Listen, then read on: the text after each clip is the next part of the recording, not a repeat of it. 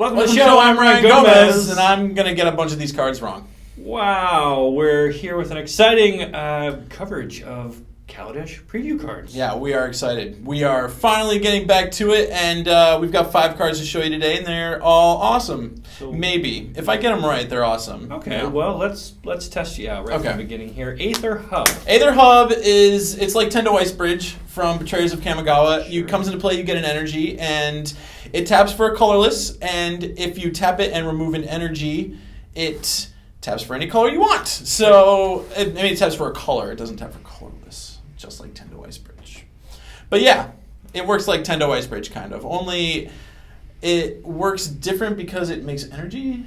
Sure. So that's a little better. It seems a little bit better, especially in a set with other cards that care about energy. You're going to be able to spend that on other things. There are other cards that make energy too, which will let you kind of reuse this land if you want, right? Totally. So you can kind of use it both ways.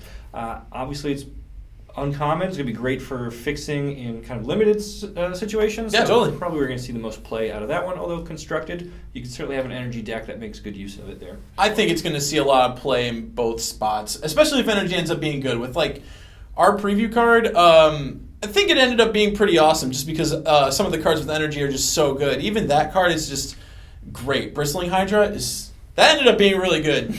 We're not talking about that one today. No. Let's talk about another one. How about Lost Legacy? So another throwback to a Kamigawa block card. This one is kind of a throwback to Cranial Extraction, but it can't hit artifacts. Right. So it can't hit lands. So this is kind of the Emrakul answer in Standard because it's going to be really hard to answer that card with stuff like all the aggressive stuff in Cons block, all the Collected Company, or just Collected Company, but yeah, that's rotating out. Yes. And it was one of the better answers to Emrakul that we had, and now that it's gone, Emrakul decks seem like a big deal, so hopefully Lost Legacy gets Standard back to a nice little equilibrium. Okay, so your Pro Tour is on the line. Yep. Do you put Lost Legacy in your deck to begin with, or is it a sideboard card that you only bring in once you've seen what you're up against?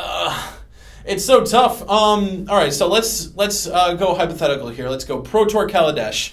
It really depends on what Standard looks like before that point, but if I had to guess, I would say that it's tough. I don't know.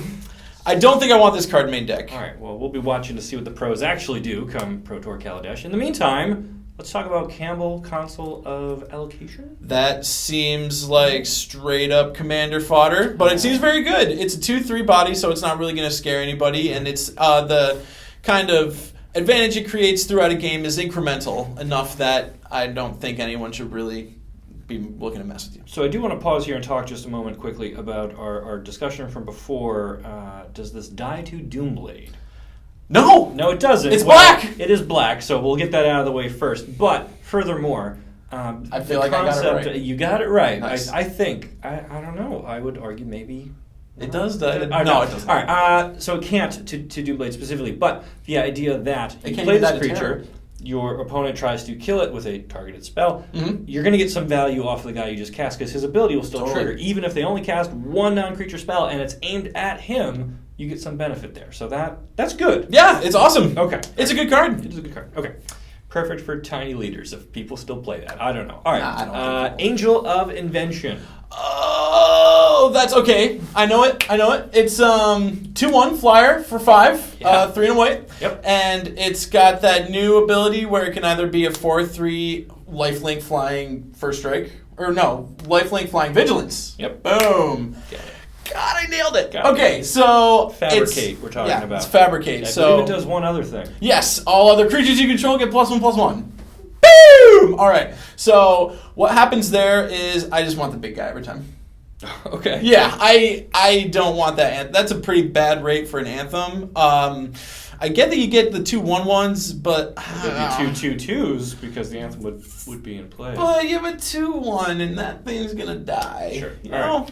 So swing big, hit hard, win games. Yeah. That's the plan. Yeah. Okay. All right. Go tall, don't go wide. I'll take it. Well, it seems to be the key to victory, but maybe this key will also help you. Key to the city. Oh, that That was a hell of a transition. Okay, so this card is what? It's when it untaps, you get to pay 2, and if you do, draw a card. You draw a card. And then, but you have to discard a card as a cost to tap it to make a creature blockable. Up to 1 creature unblockable.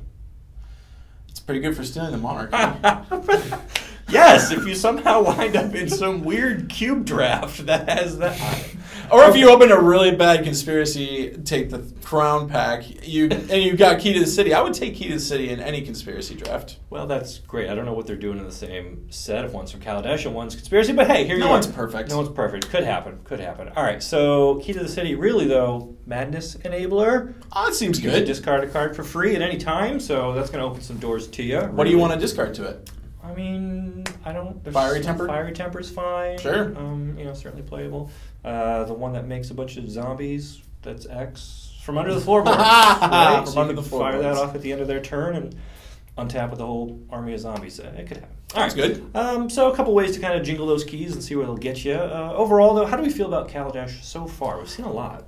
Oh, it's really... Limited looks fun. I don't know what to think of the vehicles yet, but they seem cool.